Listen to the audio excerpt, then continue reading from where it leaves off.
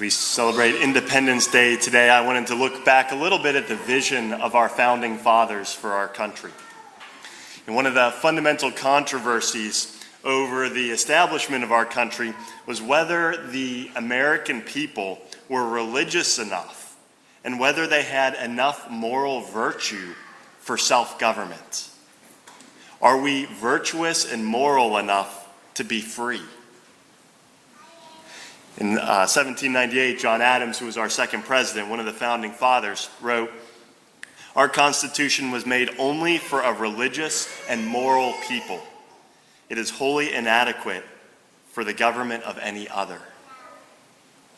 And so, as Benjamin Franklin said, corrupt and vicious people are not capable of freedom. So what our founding fathers knew was that if you were going to give people freedom, they had to have the moral virtue guided by religious principles in order to use that freedom well. It doesn't matter how good of a government you set up. It doesn't matter who the president is, who is in Congress, how many balances of power that you set up. If the people themselves are not virtuous, then a free society is going to implode and collapse upon itself. And so our founding fathers had a very clear understanding of the freedom that God gave us, that as human beings, He gave us free will, but also that with that freedom comes the responsibility to use our freedom to love and to serve God and to live by His moral laws. And so our system of government was one that was set up, our nation, where religion wouldn't be forced on people by the government, but that the people must voluntarily embrace religion in order to guide their behavior.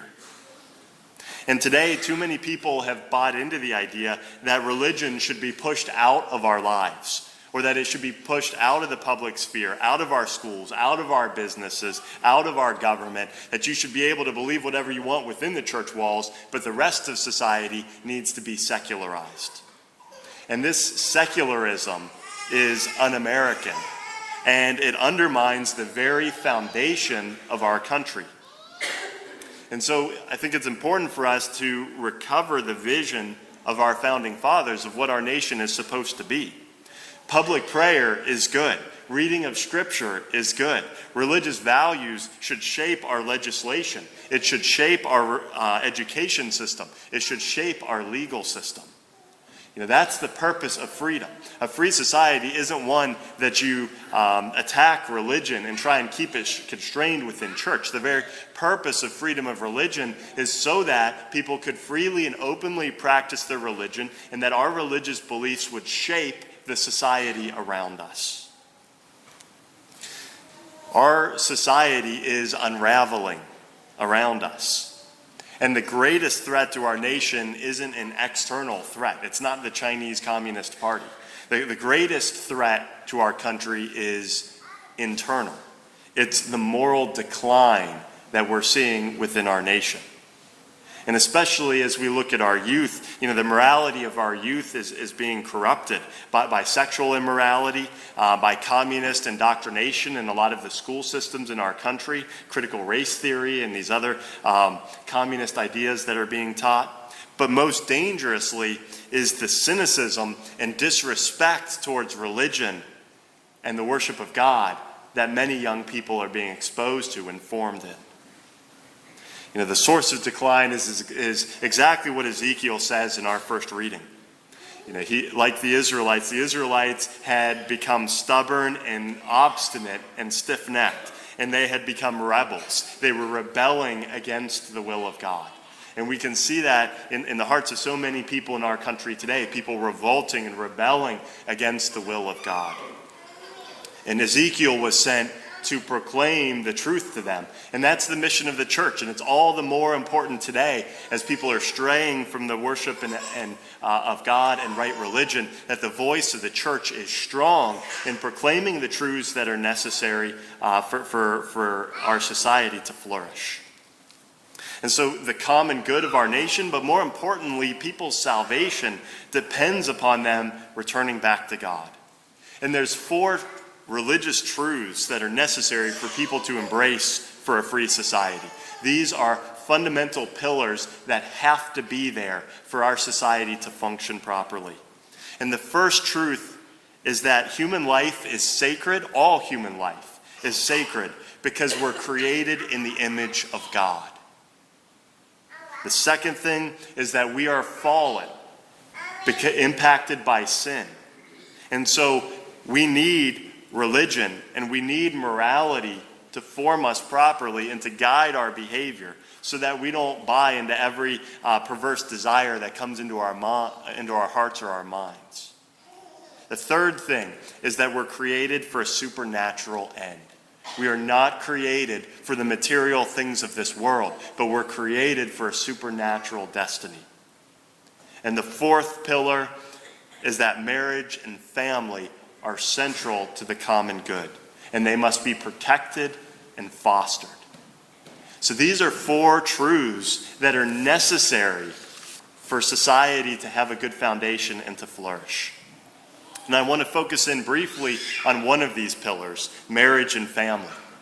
What's going on with marriage and family within our country? Well, first of all, the birth rate is plummeting within our country. We are well below replacement level. Our society can't even sustain itself because people are not having enough children even to replace our society. And if we look at what's going on within our families, 25% of young people in our country grow up without any father figure in their home.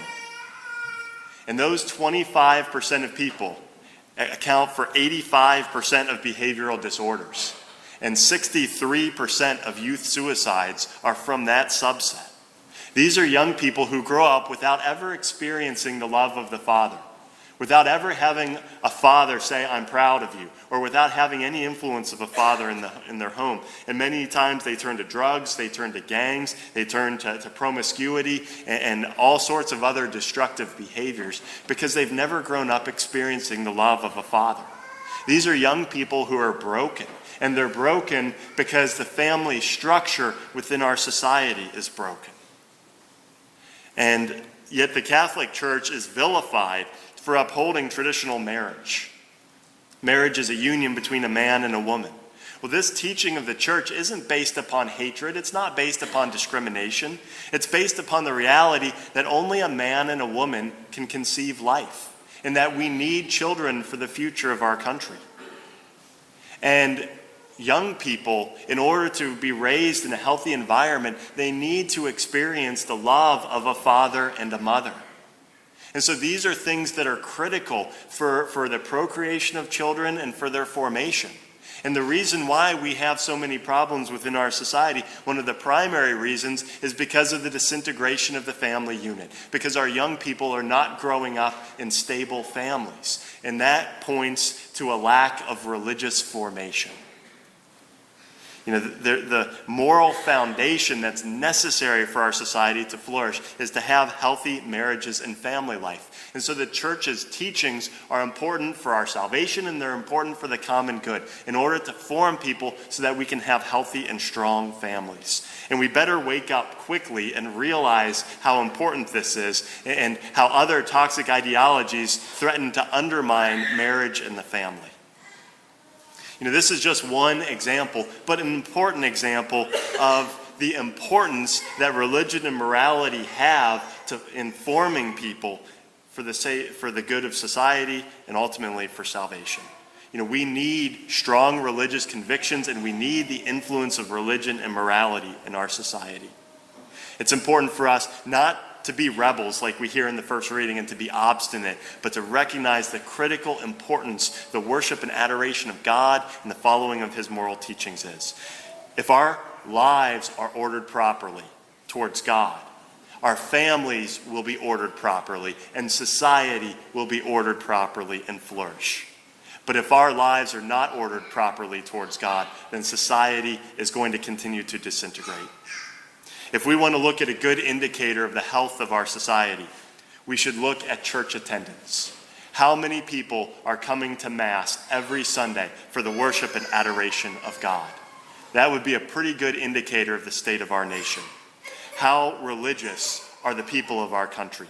And as we look back at the founding of our nation and give thanks to God for the blessing of our country, perhaps we can reflect upon this question today. Are we religious and moral enough to be a free society?